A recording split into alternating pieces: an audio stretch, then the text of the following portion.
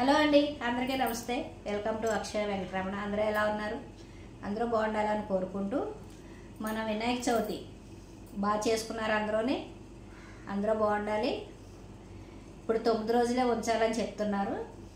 అందుచేత ఇవాళ చాలా విగ్రహాలని నిమజ్జనానికి తీసుకెళ్తున్నారు. అలాగే మన వినాయకుడు చవితి గురించి ఒక విషయం చెప్పుదామని, అలాగే కొన్ని విషయాలు నాకు తెలిసిన విషయాలు మీతో పంచుకుంటాను. ఏమంటారు? ఎప్పుడో వరలక్ష్మి వ్రతం వెళ్ళాక వచ్చాను, మళ్ళీ వినాయక చవితి వెళ్ళాక వచ్చాను, ఈవిడేం చెప్పుద్దా అనుకుంటున్నారా? నాకు తెలిసిన విషయాలు మీతో పంచుకుంటానండి. అంతకు మించి ఏముంటుంది చెప్పండి.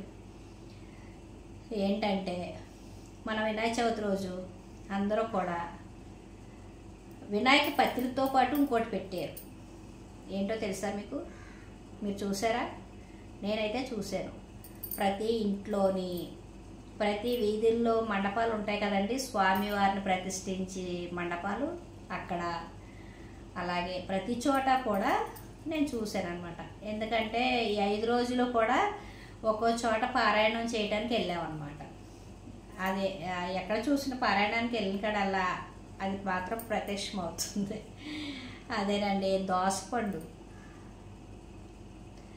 ఆ దోసపండు ఈ వినాయక చవితికి ప్రత్యేకత అయిందనమాట. అందరూ కూడా దోసకాయని తీసుకొచ్చి స్వామివారికి నైవేద్యంగా పెట్టారనమాట. ప్రతి ఒక్కళ్ళు కూడా ఆచరించారు. బాగానే ఉంది. ఇంకో విషయం ఏంటంటే, మనం వంట చేసుకునేటప్పుడు వంట అయిపోయిన తర్వాత కుడి చేతి వైపు దింపాలా, ఎడం చేతి వరకు దింపాలా? ఇలాంటి కొత్త కొత్త సమస్యలన్నీ పుట్టుకొస్తున్నప్పుడు జనాలకి ఏం చేయాలో అర్థం కావట్లేదు. కొన్ని అయితే మనకి అవకాశంగా ఉన్నంత వరకు కూడా చేసేస్తున్నారు. కానీ ఇలాంటి పరిస్థితుల్లో కొంతమందికి ఏం చేయాలో అర్థం కావట్లేదు. ఇప్పుడు వంట చేస్తాం, తూర్పు వైపు నుంచుని ఆగ్నేయ మూల వంటగది ఉంటుంది కాబట్టి గబగబా వంట చేసేసి ఉడికిన తర్వాత మనం ఆటోమేటిక్గా ఇటేపే దింపుతాం. అలా కాదంట. కుడి చేతి వైపు దింపితే పితృదేవతలు వచ్చి భుజించేస్తారంట. అది మనకి నైవేద్యానికి పనికిరాదంట. ఇప్పుడు ఎడం చేతి వైపుకి దించితే అది దేవతలకి పనికొస్తుందంట. ఇప్పుడు మళ్ళీ కొత్తగా ఇది వెలుగులోకి వచ్చిందనమాట ఈ విషయం. ఇప్పుడు వంట చేసేవారు ప్రతి ఒక్కరూ కూడా ఆలోచిస్తున్నారు.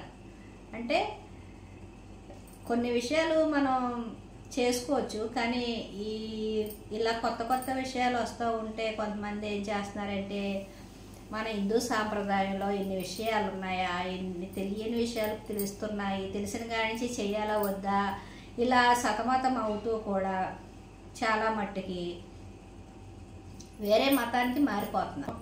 బైబిల్ పట్టుకుంటాం, ప్రార్థన చేసుకుంటాం, వాళ్ళు ఏదైనా చెప్పింది ఏంటో వచ్చేయటం. అది వాళ్ళకి అది తేలిగ్గా ఉంటుంది. మన సాంప్రదాయం, మన హిందూ ధర్మ ప్రచారం అనేసి, మన భక్తి భావన ఉండాలనేసి మనం కొన్ని విషయాలు చెప్తున్నారు. కానీ కొన్ని విషయాలు ఎంతవరకు తీసుకుంటారో అనేది ఆలోచిస్తే బాగుంటుందేమో అని నా అభిప్రాయం. ఇప్పుడు ఏంటంటే, ఇదివరకు ఏమీ టీవీలు ఉండే కానీ ఇంత ఇదిగా ఎవరో చెప్పేవారు కాదు. టీవీ ఉన్నవాళ్ళు చూసేవారు, అందులో కొన్ని విషయాలు తెలిసి కొన్ని విషయాలు తెలిసే కాదు, పెద్దగా పట్టించుకునేవారు కాదు. రేడియోలు ఉండే, ఫస్ట్లో రేడియోలు ఉండేవి. అవి కొంతమంది ఇంట్లో ఉండేవి, కొంతమంది ఇళ్లలో ఉండేవి కాదు. ఆ రేడియోలో విన్నాయి ఇలా ఉండేది కాదు కదండి. ఏదో పాటలని, వార్తలని, ఇలా కొన్ని ముఖ్యమైన విషయాలు చెప్పేవారనమాట. ఇప్పుడు సెల్ వచ్చేసింది అంటే సోషల్ మీడియా అందరి చేతిలోనే ఉంటుంది. ప్రతి ఒక్కరూ కూడా, ఇప్పుడు నాకెలా తెలిసింది నేను ఎలా చెప్తున్నానో అలా ఎవరికి తెలిసింది వారు చెప్తూనే ఉంటున్నారనమాట. అది ఇంకా ఆగదు, అలా వెళ్తూనే ఉంటుంది అన్నమాట. అప్పుడు మనం ఏం చేయాలి? అతిగా పోకుండా మనం ఎంతవరకు చేయగలుగుతామో అంతవరకే చెయ్యాలి. అన్ని విషయాలు మనం వినేసి అన్ని విషయాలు పాటించొద్దు. కొన్ని మనకి తెలియని విషయాల్లో మనం ఏది పెట్టకూడదు. ఇప్పుడు భగవంతుడికి పెట్టేది దోసపండు నైవేద్యం, పర్లేదు పెట్టవచ్చు. ఇంకా కొన్ని విషయాలు చాలామంది చాలా రకాలుగా చెప్తున్నారు. అలా మనం ఏంటంటే మనం చేసే పనిలో మనం ఎంతవరకు చేయగలుగుతామో అనేది మనం ఆలోచించుకోవాలి. ఈ విషయాన్ని మీకు తెలియచేయడంలో ముఖ్యమైన కారణం ఏంటంటే ప్రతి విషయం విని ఎంతవరకు తీసుకోవాలో అంతవరకే తీసుకోవాలి అన్న ఉద్దేశంతో నాకు వచ్చిన ఆలోచన మీ అందరితో పంచుకుందామని నేను ఈ వీడియో చేస్తున్నాను. అది మంచిదైతే మనం తీసుకోవచ్చండి, కానీ మనకి కానిది మనం చేయలేము కదా. అది చేయడానికి ప్రయత్నం చేసి విఫలమవుతామేమో, మళ్ళీని ఎలాంటి ఇబ్బందులు కలుగుతామో, ఇబ్బందుల్లో పడతామో, ఇలాంటివన్నీ ఆలోచించుకుని ముందుకు అడిగేయాలని. ఏది ఏమైనా భక్తిగా ఉండటం మంచిది. భక్తి ప్రధానం. మనకు తెలుసున్న ప్రతి ఒక్కళ్ళు ఏదో తెలిసిన విషయం అందరికీ చెప్పాలన్న ఉద్దేశంతో ముందుకు వస్తున్నారు. దాన్ని మనం తప్పు పట్టలేము. కానీ మనకంటూ ఒక ఆలోచన ఉంటుంది కదండి. ఆ ఆలోచనని మనం అమల్లో పెట్టి ఇది చెయ్యొచ్చా లేదా అనేసి మనం ఆలోచించుకోవాలి. మనకు సాధ్యమైతే చేయొచ్చు. పెద్ద పని ఏమీ లేకపోతే ఈజీగా ఉంటే చేయొచ్చు. ఈ వంట విషయంలో చూడండి, ఇప్పుడు అది కూడా చాగంటి వారే చెప్పారు. ఈ పక్కకి దించాలి, ఈ పక్కకి దించాలి, ఈ పక్కకి దించకూడదు, ఇలా దించితే అలాగా, అలా దించితే అలాగా అనేసి. అంతకుముందు నాకు ఒక విషయం తెలుసు. మనం వండిన పదార్థం దించేటప్పుడు శ్రీకృష్ణ అమృతమస్తు అని దించితే అది ఒక ప్రసాదంగా మనకి ఉపయోగపడుతుంది. అది శ్రీకృష్ణుడి ప్రసాదంగా మనం భావించి తింటామనేసి నేను అది పాటిస్తాను.